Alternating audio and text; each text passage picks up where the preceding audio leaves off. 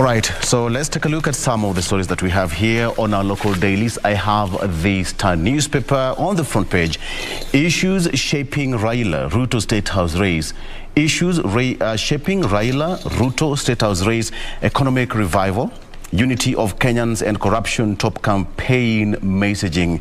And now the duo are locked in vicious fight over the fate of Uhuru's Big Four agenda. Economic revival, unity of Kenyans and corruption top campaign messaging. That was on the front page of the Star newspaper here. And very quickly on to the other page. Something that is quite different from politics. Stay put, not to teachers in violence-prone zones. Union officials cautions politicians against funding violence. The teachers working in areas prone to violence, post-election violence and terror attacks should not be worried as the government has strengthened security, according to NAT.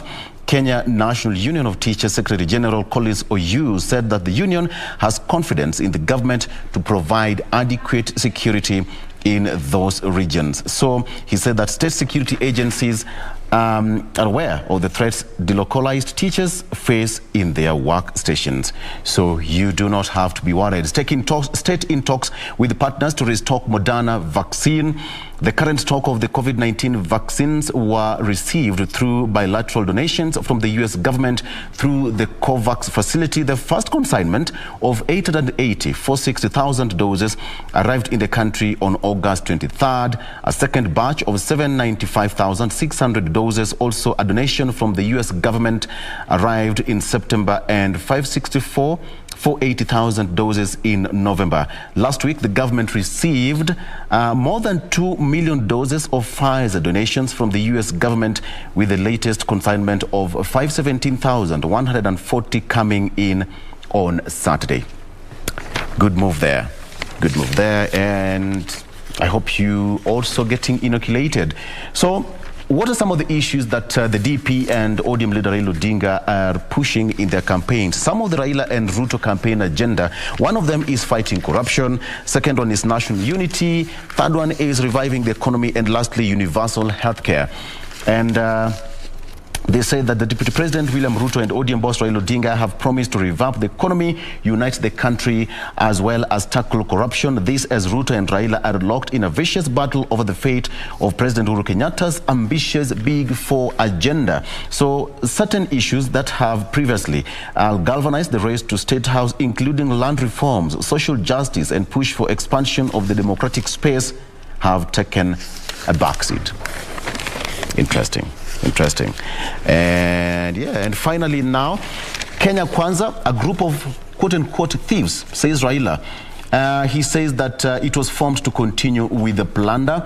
The former Prime Minister said that the alliance was pulled together by the urge to continue the plunder of public resources. He said that his Azimio la Umoja movement will face the Kenya Kwanza team held on and scuttle their plans during the August 9th general election. As that was happening, the DP also called for peaceful polls and called on the clergy to take center stage.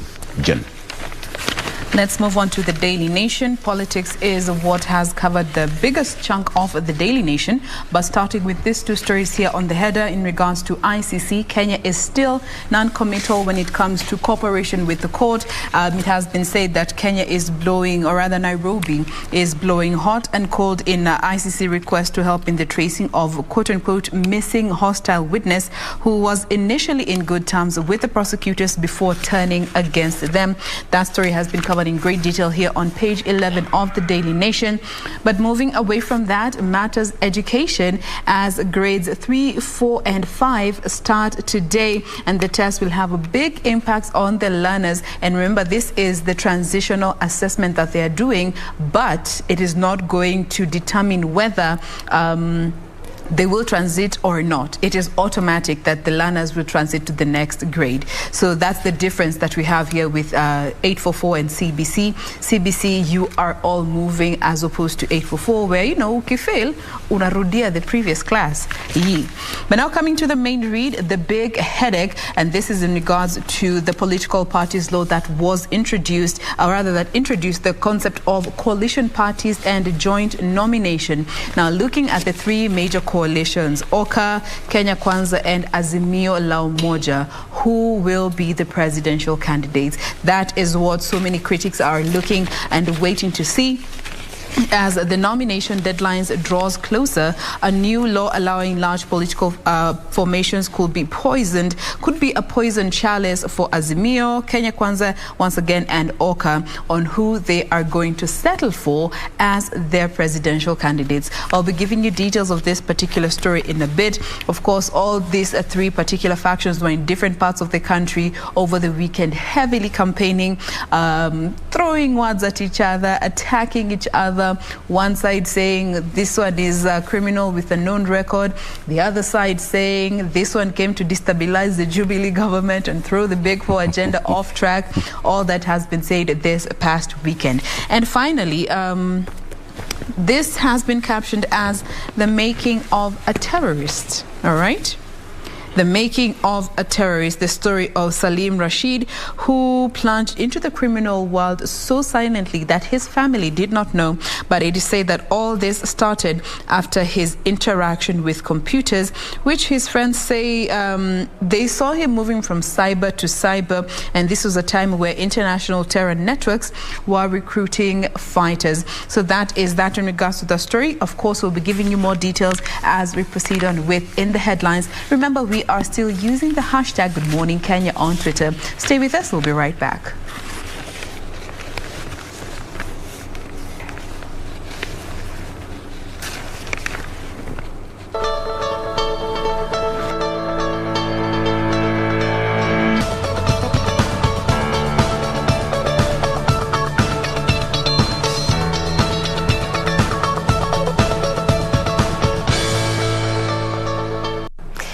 Welcome back to the program, and we appreciate you for choosing Good Morning Kenya. We continue unpacking for you how the dailies are looking like this Monday morning. And on the People's Daily, state has no funds to hire Kazi Mtaani youth. This is for the third phase, which was set to begin on December of last year. So there are many factors, rather key reasons as to why state is yet to release funds for this hiring of the third phase. And key among them is waiting up on members of parliament to pass a supplementary budget for that particular exercise, which, as I mentioned, was supposed to kick off or resume in December of last year. Remember that this was part of the government's agenda of just cushioning Kenyans, and most especially the youth. This is after the ravaging effects of COVID-19, where a good number of Kenyans lost their jobs, and over 1.3 million Kenyan youths had been hoping to be recruited on this particular third phase. So that is part of what they're waiting on before they kick off that particular exercise. To some politics now. No deal yet on Kenya Kwanza, whereby the alliance, which is now, or better still, the coalition, the Kenya Kwanza, which is formed between the DPs, UDA, ANC, and Ford Kenya. What is coming out is that they are still on talks on who will carry the day, or who will be the flag bearer of this particular coalition. This was actually mentioned, whereby they're still in talks, still consulting before they get to choose who will carry the day for that particular coalition. Even as that is happening or ongoing, it just is coming out that aspirants who are eyeing UDA ticket in Bungoma are not at ease. And this is after a lot of focus or interest is being given specifically from those coming from the Ford Kenya party and not the UDA. So what aspirants of that particular party that is coming from UDA, they are now urging the deputy president to step in and save the party just because of that particular reason, as well as different various other reasons. And this is what is causing cracks in the UDA party, specifically for those vying for different positions when it comes to Bungoma County. And again, still, even as that is happening, still on matters politics, Ruto returns to Kiambu, and this is for the second time in 3 days, and he is promising jobs. And just as Wambo is mentioning, you know, when they go to various places, there's just some sort of perhaps focus trying to shun whatever the other person came in to say. And part of what the DP mentioned there while he was in Kiambu County is that obviously continued popularizing his bottom-up economic approach, and he accused Raila Odinga of insincerity for promising to give the stipend of 6,000 to the jobless Kenyan youths, and he termed this as handouts instead of looking for ways to empower young adults as opposed to giving them handouts. He also said while he was in Kiambu County that the Jubilee administration had laid down a firm economic revolution foundation for its Big Four agenda. And even while he was saying that, he continued accusing the former premier, saying that he was one of the major reasons, or better still, sabotaging what he and the president had in store when it comes to fulfilling the Big Four agenda there. And away from politics, perhaps you can look at this particular story, which also made its way on the dailies last week. And this is a report that was done by One IFRA. This is the Women in News in partnership with the City University of London. And part of what is coming out, at least to date, a bit different from last week's report, is that of all these cases, when it comes to sexual harassment, of course, like you mentioned, this just is not only peculiar to women, much as they form a bigger chunk, but also the men. And of these cases, 80% are actually unreported. And again, also of what we established, at least of last week, as this report was being conducted in the African countries, is that Kenya formed the bigger chunk, or the majority of most of these cases when it comes to sexual harassment. And obviously, when we get to the details, I'll be telling you part of what One IFRA is set to do, at least to ensure that they reduce on the percentages, or even when these cases of sexual harassment is reported, or better still are reported, they find better ways to solve it and sort it out. And away from that, raiders kill 3, ran away with livestock. This is in Elgeyo Marakwet, the same as what had been happening in Lamu County as well as Baringo, whereby it also resulted to schools being closed. So when going by this particular report of bandits killing that happened in that specific area of the country, it just comes out that the trio who were killed, this is forming the 2 women and a man. Part of what the killers did is also running away with a number of livestock, and so far this brings to more than 50 persons who have been killed in only a span of 2 months in that particular county. So what the DG, that is Wesley Rotich, that is the deputy governor of that particular county, as well as the Inspector General of Police, the former IG, that is David Kimayo, yesterday decried of that runway insecurity, and also called on the government as well as the county government to beef up security in that area, that is in Elgeyo Marakwet. Ray. Now, the front page of the Standard has taken somewhat a different turn, touching a little bit on matters politics, but giving a lot of emphasis on the high cost of living that is tormenting Kenyans.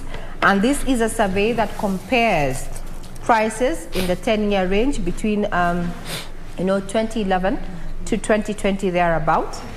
And I don't know about you, but would you recall how much you paid for a kilo of beef with bones in 2011? Let's start off with Victor. Can you remember how much you paid for a kg of meat in 2011 with bones? We're not talking about steak. Wow. Regina, I can't remember. We are in 20. Jane, can you? No. 2011. 2011. Can you remember? That must have been less than... Not less than, more than 10 years ago. Yes, that's perhaps around 100 and something shillings, or... Oh my God. I don't know. Not 100. Coming from where I come from, inategemea kama ni ya kichinjio ama ya butchery. We are talking about kichinjio ama butchery. Hatusemi ya supermarket. Yeah, because kichinjio will be cheaper on any day. However, the butchery maybe does a markup of either 20, 30 bob, if not 50 or 100. So, on average, a kilo of beef with bones was fetching 285. 285 bob for a kg of beef. In 2011? Yes. Okay. Currently, on average, it fetches 430.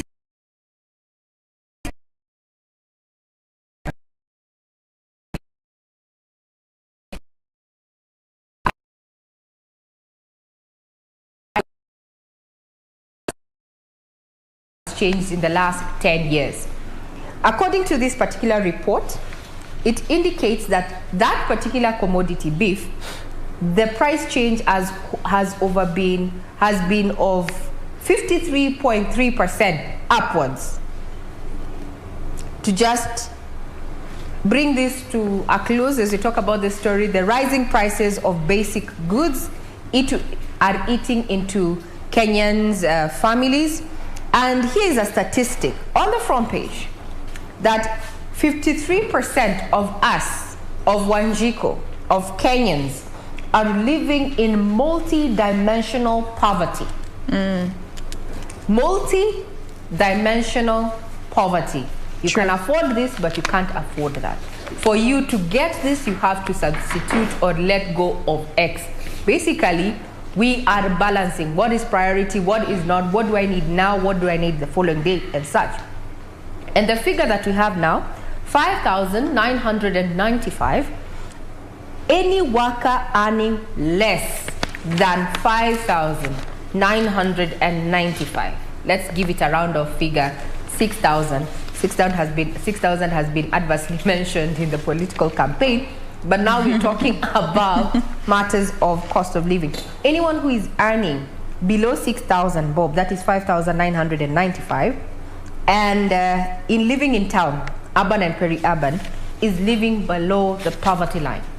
And you know, Regina, this is in line with the research that was put up the first week of this month, January, looking at, or rather redefining what living under the poverty line is. It's not just about your financial or purchasing power. It goes around to affording healthcare, a decent place to live in, and education as well. And as per that report, it was about 53% of Kenya's entire population are living below the poverty line. True. However, government has maintained that inflation is still manageable between 5 to 7%. But a majority of Kenyans are saying that is not the case. So other than just report that has been compiled, heavily from the Consumer Price Index by the KNBS, Kenya National Bureau of Statistics, it indicates that a typical Kenyan spends more on airtime than on maize and wheat flour and bread combined.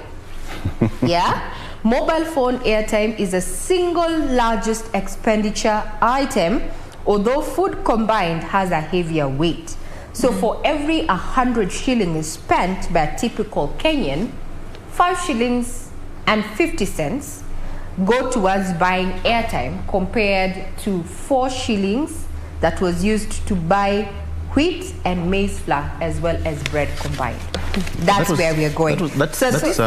That's obvious, because you can imagine. In this day and age. Exactly.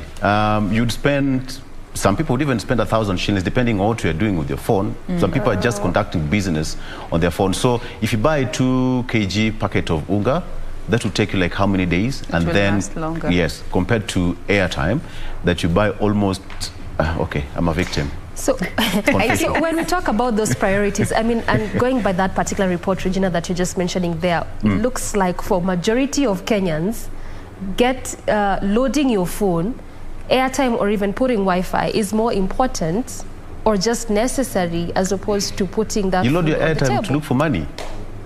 Well, that may be one way to interpret this, but I'm looking at it from a point of Consumer Price Index. That now before, because it also goes further in this particular report, it shows that where priority, food and education were a priority to Kenyans, owing to the change, the COVID-19 report, I mean disruptions, it says that, actually this is according to Central Bank, it says that providing food ranked higher than investing in education, which was initially the highest reported priority 2 years ago. So people are working at feeding themselves and communicating about it. You know, you make connections, you call and such.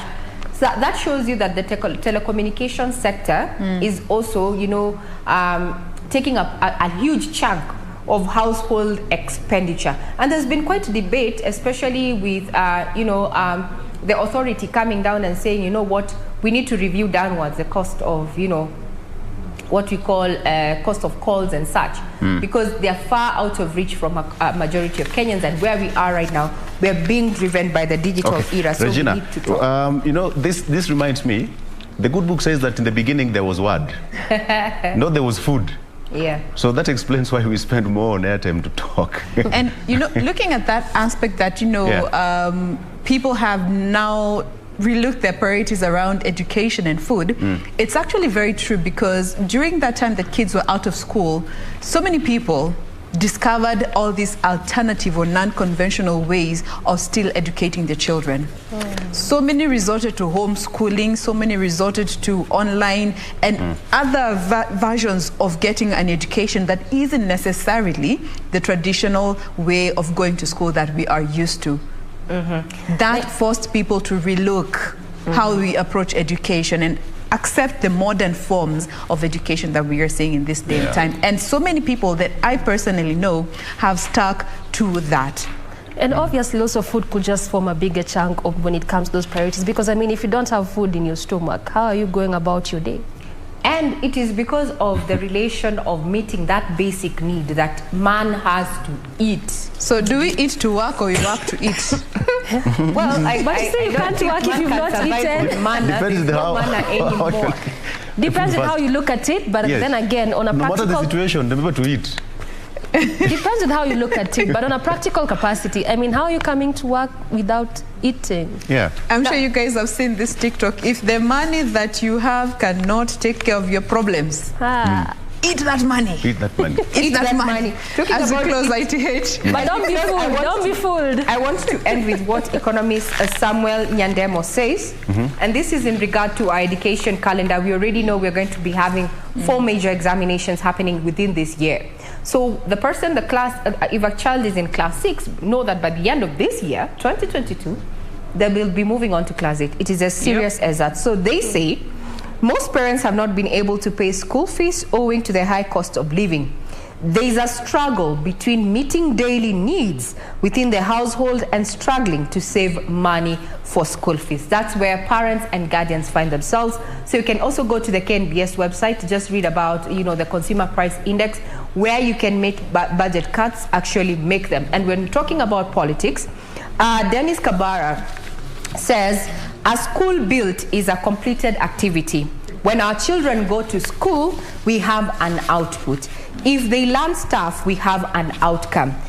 If that learning changes our lives, that is impact.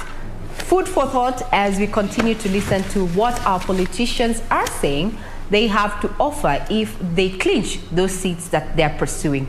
You're watching KBC Channel 1. We take a quick breather. When we come back, we're going to be putting matters of politics into perspective. I'm Regina Manyara.